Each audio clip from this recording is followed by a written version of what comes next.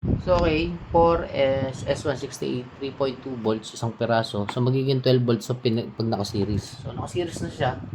3.2 volts per peraso times 4. So, ibig sabihin, 12.8 volts to. 70 ampere hour. So, ano tayo? Gamit tayo ng BMS, Battery Management System and Active Balancer. So, as you can see, ito na ha. Kung ito ang positive, ito yung negative. So, naka-series siya. Ganun. Positive, negative.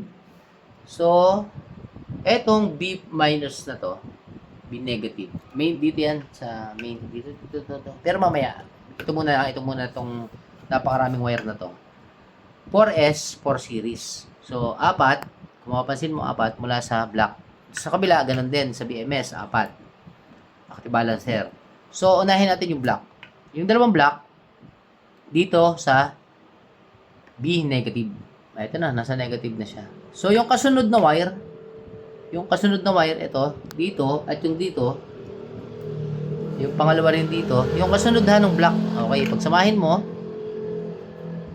mo, tapos, ilagay mo dito sa likod. Dito, sa likod. Kung ito yung una, sa likod dito, dito sa may bus bar. Kahit saan dito sa dalawang to, kahit saan sa dalawa na yan. So, yun yung line 1. Okay, ibitin natin to.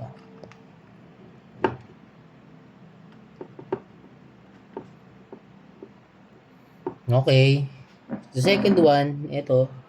Pangalawa ha. Pangalawa. Umilaw na agad yung ano, tinan mo, pansinin mo.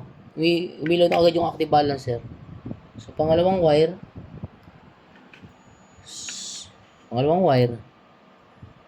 Since galing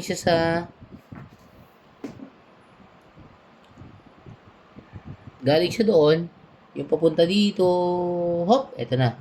Ito na yung pangalawa.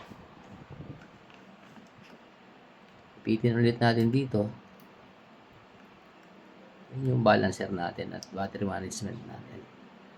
Okay, pangalawa. So, siguro nahulaan nyo na yung pangatlo kung para saan.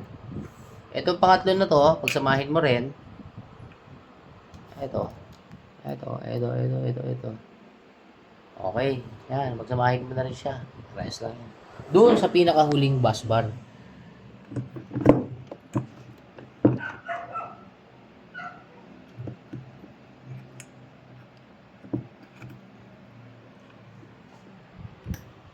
Siguro naman may idea na kayo kung saan yung huli. Itong last na kulay pula at itong last. Siguro naman alam nyo kung saan. Dito yan sa positive ng huli. So, paano ba?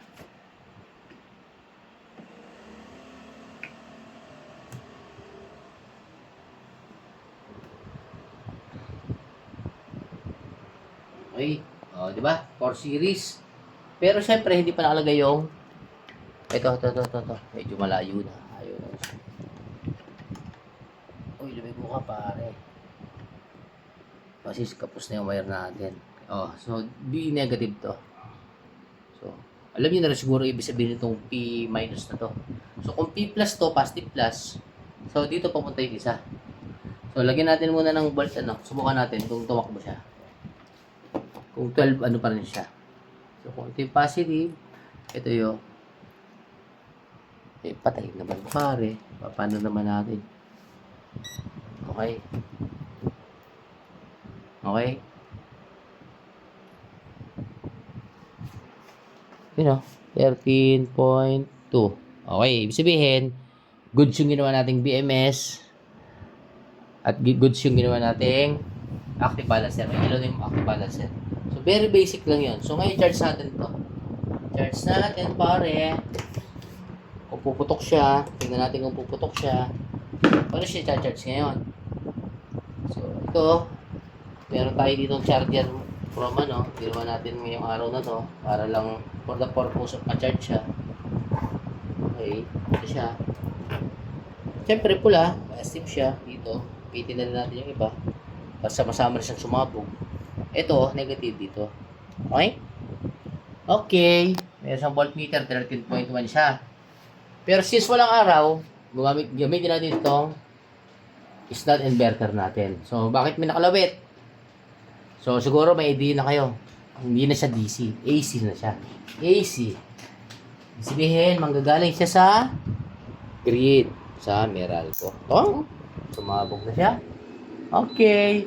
As you can see, naka mode 1. Dahil mode 1, ibig sabihin, main priority ba, sa grid. Yung 3 kasi niyan, yung mode 3, battery. So, pabalik tayo, pabalik. Ibig sabihin, pabalik.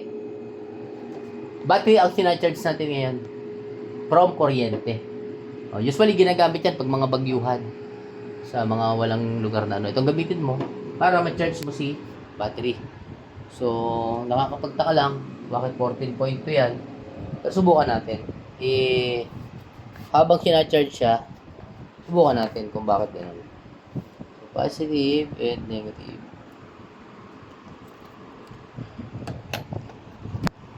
May 13.9 na siya. Diba? Magsasabi pare. Diba?